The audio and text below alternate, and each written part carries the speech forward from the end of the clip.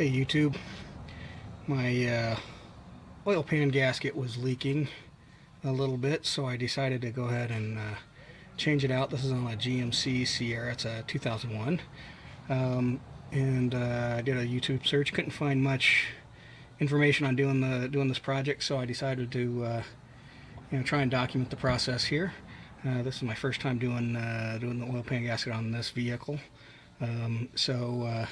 I haven't figured out everything that I'm going to need to do yet, but I will try and capture as much of it as I can as I go. Sorry about the video shakiness there. So the first step I've done is I've drained the oil, took off the oil filter. I know there's some of these things that I'm going to have to remove. For example, this sensor plug right here, I'm going to have to disconnect that. I know these lines that run through back here, I think they're attached to the side of the oil pan gasket back up in here, so I'm going to have to take those off. There's a plate right here on the starter. Let me see if I can capture that. Right there, that I'm gonna have to pull off as well. So that's some of the starting stuff.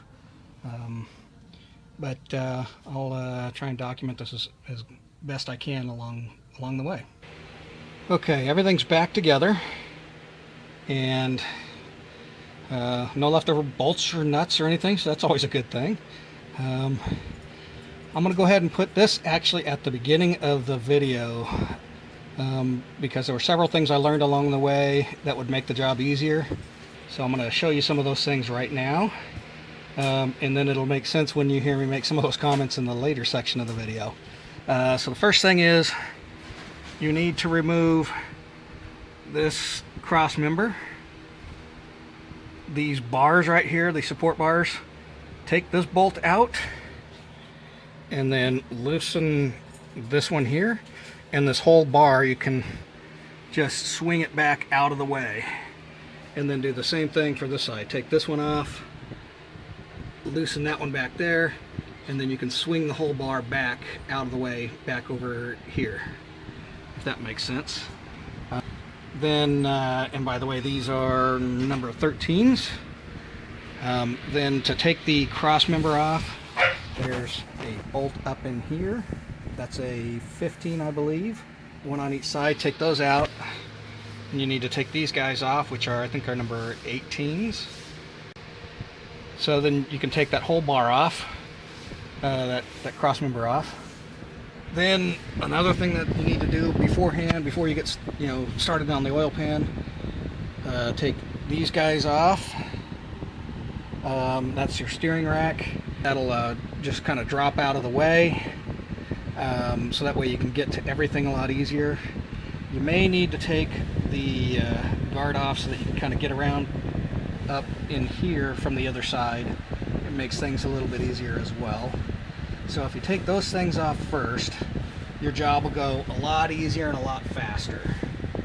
Then you can get to the oil pan really easily and get everything off. Some things to keep in mind regarding the oil pan is it's cast aluminum, so you want to be very, very careful not to over tighten these bolts and stuff when you're putting it back on. There's also a pattern that you need to do when you're putting it back on. The last thing you want to do is break one of those things off in the pan. That will ruin your day in a heartbeat. So be very careful not to over tighten those suckers, that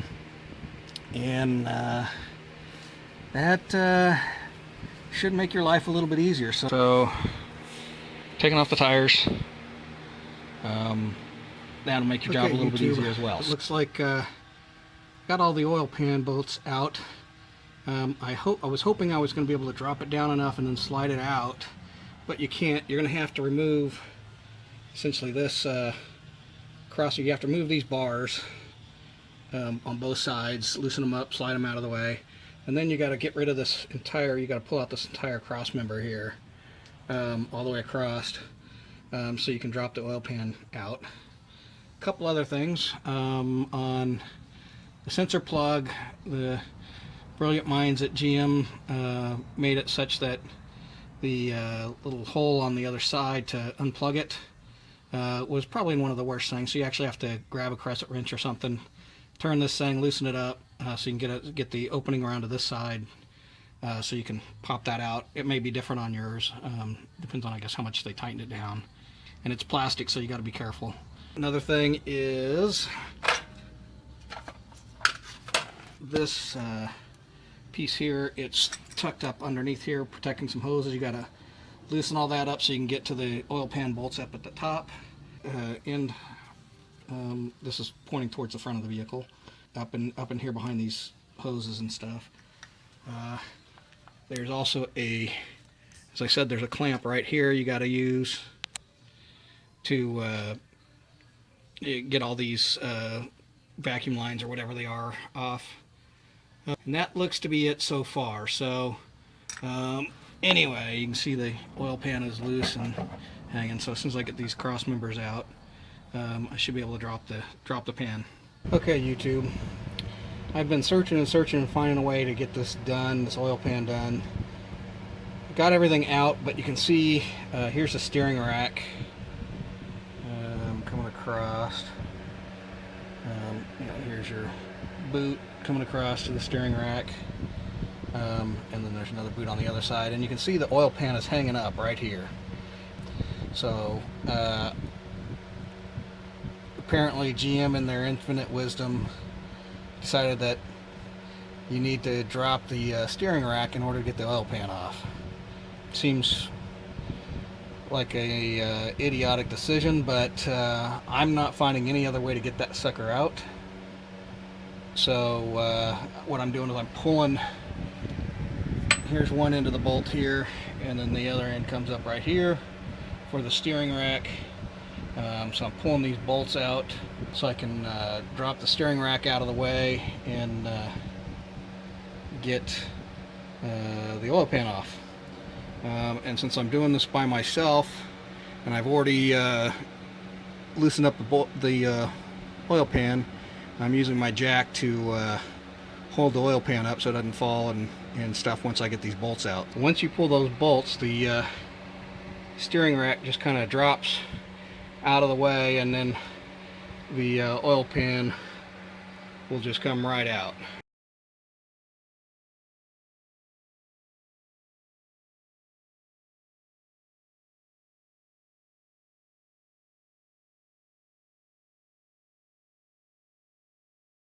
That I got the oil pan out, I want to show you this muck that I was talking about just a minute ago.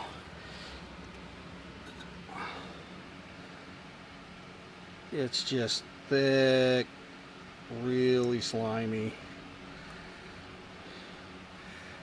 muck. I'm feeling a bit of grit in there, so I'm hoping to God that's not metal shavings and more just dirt, because they didn't change the filter. You just can't trust. It's hard to find a good mechanic in shop that you can trust to do things right, I guess. Like I said, never ever had this sort of problem when I was doing all my own oil changes. Another thing to note about the oil pan is that factory, if this is the first time you're doing it, the factory rivets these gaskets in a couple spots, so you need to drill those out before you can get that gasket off. So I'm going to do that next. Okay, I've been hitting it with seafoam, or with brake cleaner, to try and get it cleaned up, and it's slowly working. But I would go through cans and cans and cans of brake cleaner just to get this, and it's been, hours trying doing it. I can hit it with a brush and stuff and brake cleaner, but still I think it would take a lot of work. So I think what I'm going to do is I'm going to go pick up some seafoam, probably let this sit in seafoam overnight, or at least for several hours, and see if I can get it cleaned up a little bit easier that way. And then just use brake cleaner on the underside, since I can't really hit that with seafoam. So that's going to be the next step. While I was waiting for my wife to return with our other car so I could go up and get some seafoam, for cleaning this thing up, I decided to take a crack and see what I could do while I was waiting. And so I tried a couple different things. For this really gunked on kind of stuff right here, and up there, it's hard to see right there, but you get the sense. The stuff that's really caked on. I first tried like a paint scraper or something, but it just seemed like it might be contributing some metal flecks or something, which I didn't want in the oil pan at all for obvious reasons. So I stopped on that really quickly, and then decided to grab one of the Scotch-Brite pads. These pads right here that well, normally they're yellow on one side and they got a green abrasive surface scrubby on the other. Pick them up from the store for $1 or something like that. So I decided to try one of those, and that actually works really well. You just spray a little brake cleaner on the part you want to clean, and then just go to town with that scrubby part, the green part, and it gets it really clean. This is obviously not done, but you can see that this pan, you saw what it was like before. It was really bad, and so this has gotten it a long way to get a bunch of the gunk and stuff out. Scotch-Brite pad. These things work wonders for cleaning up the oil pan. More progress with just brake cleaner and the scrubby. You can see it's getting there. Still not perfect, but so far it's working pretty good. There's the oil pan all cleaned up and ready to go back in. It's not spotless, but I'm under a time constraint as well to get this thing done. The gasket area is all cleaned up. Oil pan's generally clean. There's no debris. A couple things to note. So, seafoam, is really good cleaner. Brake cleaner does a really good job as well. But the brake cleaner stuff is fairly toxic, and you don't want those chemical residue in there. So I once I got it all cleaned up and ready to go, I then took it over to the hose and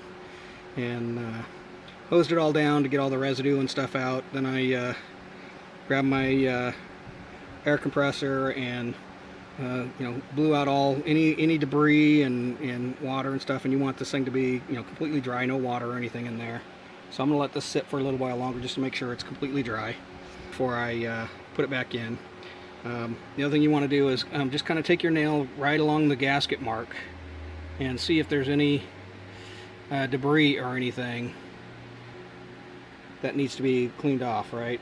Because you want that to be completely spotless with no debris or anything there, because that's where your seal's got to take place. So real important to make sure that edge is nice and clean. So okay, I've gotten underneath and cleaned it up, the mating surfaces for the gasket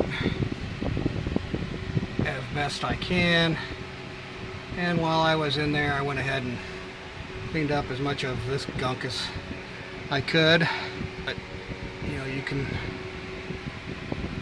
see that it's far from perfect, but the gasket, where the gasket mates, is pretty good. Not perfect. I'd like to see it better, but I'm running out of time. I think I got it good enough. I shouldn't see any leaks or anything from that. I don't, it feels pretty smooth to the fingertip and to the fingernail. So okay, put the new gasket on. I threw down a layer of Permatex RTV, silicone gasket material, so that I could put the gasket on there and it would be tacky and make it stick in place. You want to make sure the alignment on this thing is perfect, because you do not want these holes getting obstructed in any way, because this is the feed and return line for your oil through the oil filter. So I'm going to let this set up, and then we'll put the oil pan on.